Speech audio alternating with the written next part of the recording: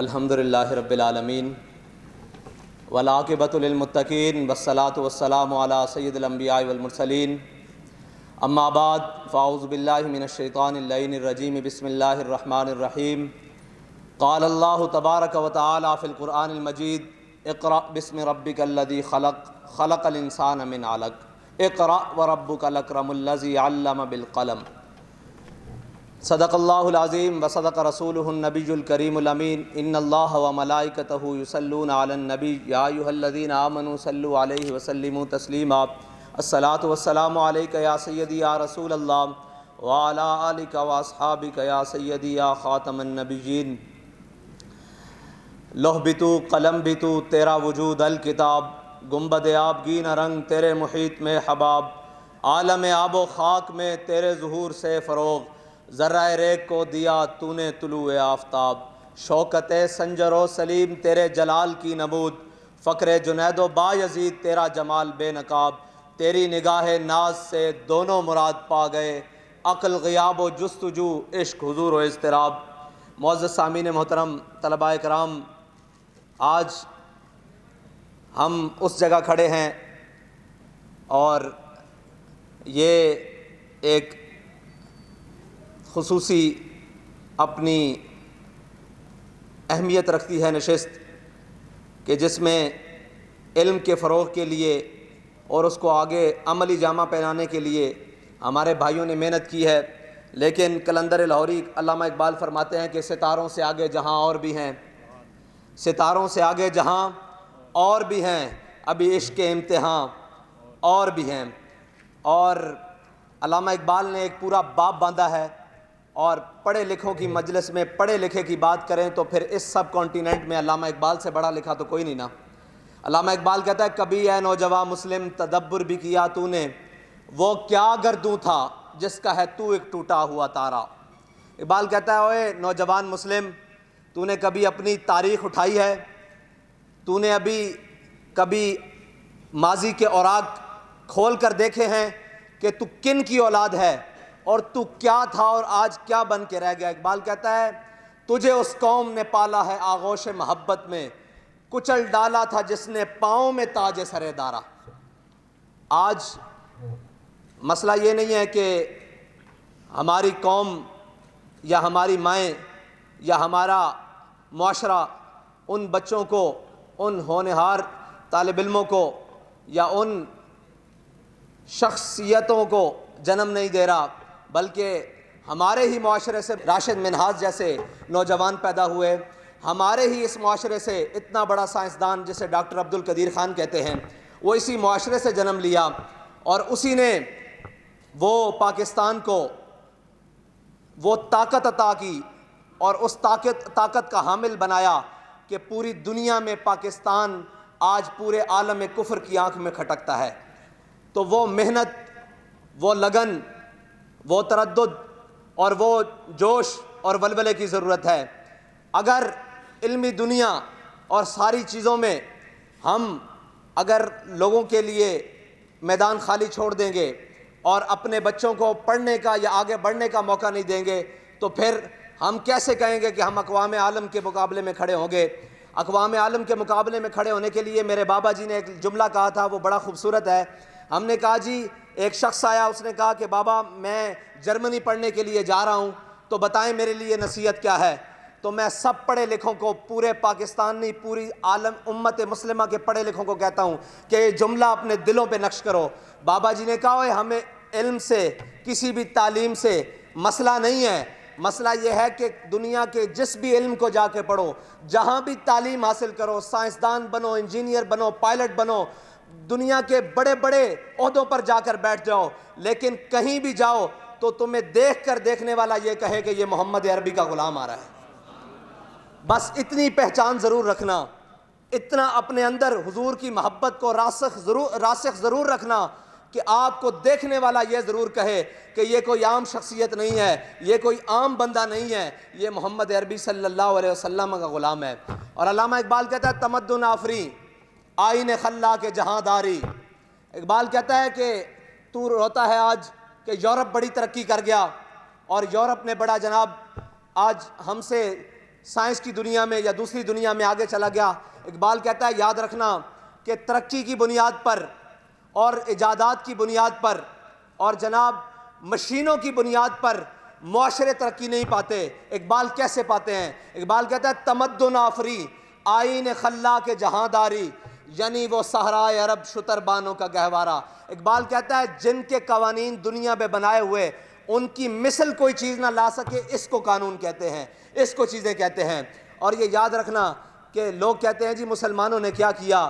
میں نے کہا مسلمانوں نے پوری دنیا کو جینے کا آئین دیا، رہنے کا آئین دیا اور سہنے کا آئین دیا اور جناب معاشرتی آئین دیا، تہذیب کا آئین دیا.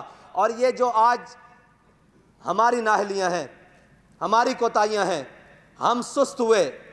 جب میں کہتا ہوں کہ یا اللہ میرا حال دیکھ تو آواز آتی ہے بندے اپنا نامہ اعمال دیکھ. مسئلہ یہ ہے کہ ہم پیچھے ہٹ گئے، ورنہ ہمارے بڑے تو بہت بڑے تھے. ہمارے بڑوں نے کشتیاں جلا کر اندلس فتح کیا تھا. اسباب پر نظر ضروری، لیکن جہاں اسلام شروع ہوتا ہے وہ اسباب کو پیچھے رکھتا ہے، مسبب پہ نظر پہلے ڈالتا ہے. اور ہماری جتنی بھی ایجادات ہیں ان کا مقصد کوئی اور نہیں، ان کا مقصد اپنے معاشرے کی اصلاح اور اسلام کے پرچم کو بلند کرنا ہے. اور اگر ہم دیکھیں کہ جو کچھ یورپ نے ہمیں دیا، یہ بولنے کا آلہ یا کچھ بھی کہیں، اس کے پیچھے فتنے ضرور ہیں، اس کے پیچھے کوئی دوسری نظریہ اور دوسری جناب تھیوری ضرور موجود ہے کہ جس سے معاشرتی آج سارا کچھ ٹوٹ گیا. ہم نے علم اور حکمت، تدبر، حکومت جو کچھ بھی کیا، اس کا واحد مقصد یہ تھا کہ یہ معاشرہ پنپے اچھائی کی طرف، نہ کہ برائی کی طرف. اور ہم نے انشاءاللہ اپنی منزل کو بھی اسی طرف لے کر جانا ہے. علامہ اقبال کہتے ہیں اگر چاہوں تو میں نقشہ کھینچ کے الفاظ میں رکھ دوں. اقبال کہتا ہے اگر میں چاہوں تو تجھے بتا دوں کہ تیرے بڑے کیا تھے اور انہوں نے تیرے لیے کیا کچھ چھوڑا ہے اور کیا کچھ کیا ہے اور کیا کچھ تجھے وہ دے کر گئے ہیں. تو اگر کمر موڑ کر پیچھے ہو کر بیٹھ جائے اور کہے کہ اقوام عالم سے میں پیچھے رہ گیا، اقبال کہتا ہے اقوام عالم سے تو پیچھے نہیں رہا، اقوام عالم نے تجھے پیچھے چھوڑ دیا ہے. اس کی وجہ کیا ہے؟ اقبال کہتا ہے دل سے محبوب حجازی بستہم زی جہت بیک دگر پیوستہم. اقبال کہتا ہے اس کی ایک بڑی وجہ یہ ہے کہ جو تیرے آقا و مولا صلی اللہ علیہ وسلم تجھے تعلیمات دے کر گئے. میرے آقا و مولا صلی اللہ علیہ وسلم نے فرمایا ہتھیاروں کے بارے میں الرمیو الرمیو الرمیو. اب ہمارے بابا جی اس کے اوپر تبصرہ کرتے ہوئے حدیث پاک پر فرماتے تھے، تفسیر کرتے ہوئے اس کی بابا جی فرماتے تھے، تشریح کرتے ہوئے بابا جی فرماتے تھے الرمیو الرمیو الرمیو. یہ میرے آقا نے فرمایا بھئی پھینکنے والے ہتھیار بناؤ، پھینکنے والے ہتھیار بناؤ، پھینکنے والے. بابا جی نے کہا قیامت تک جو بھی ہتھیار بنے گا وہ میرے آقا و مولا صلی اللہ علیہ وسلم کی بات کی ترجمانی کرے گا کہ پھینکنے والے یہ میزائل، یہ راکٹ، یہ ہر چیز یہ میرے آقا نے فرمایا. لیکن کیا کہ ہم ان چیزوں سے پیچھے ہٹ گئے. ہم نے کہا نہیں نہیں نہیں نہیں نہیں، یہ تو جناب ان کا کام ہے، یہ تو ان کا کام ہے.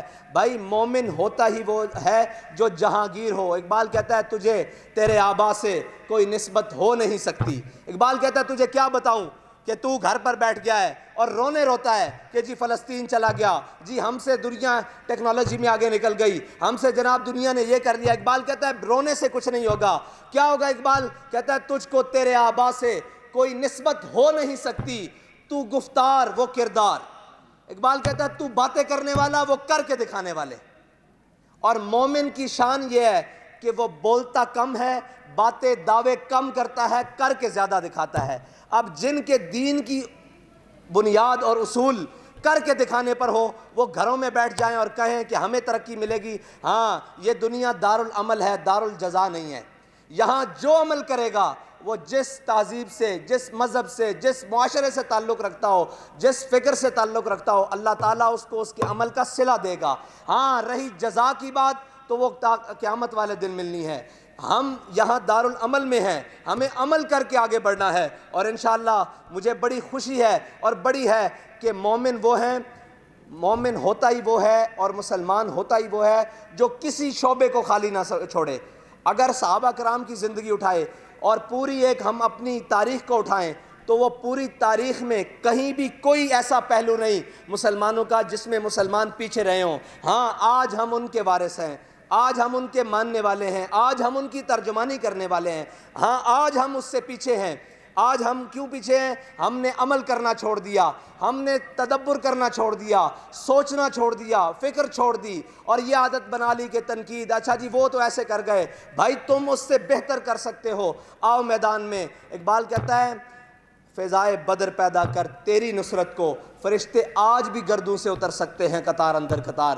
اور کوئی مسلمان کوئی جا کر ڈاکٹر عبد القدیر سے، میں نے خود بنفس نفیس بابا جی کے ساتھ، شاہ جی موجود تھے، ہم نے ملاقات کی، بابا جی نے ایک ان سے سوال کیا کہ آپ بتائیں آپ نے یہ سارا اتنا بڑا کام کر کیسے لیا؟ اس نے ڈاکٹر صاحب نے ایک بات بڑی قیمتی فرمائی، ڈاکٹر صاحب نے کہا کہ میں نے ارادہ کیا، اللہ نے اس کو تکمیل دی۔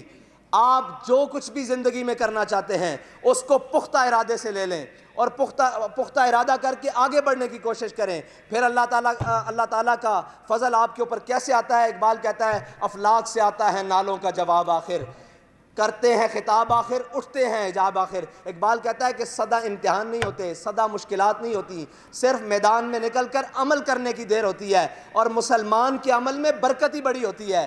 دیکھیں ایک مسلمان پائلٹ ہے، ایم عالم، ایک پائلٹ ہے جس نے 6 جہاز گرائے ہیں نا 1.5 منٹ میں۔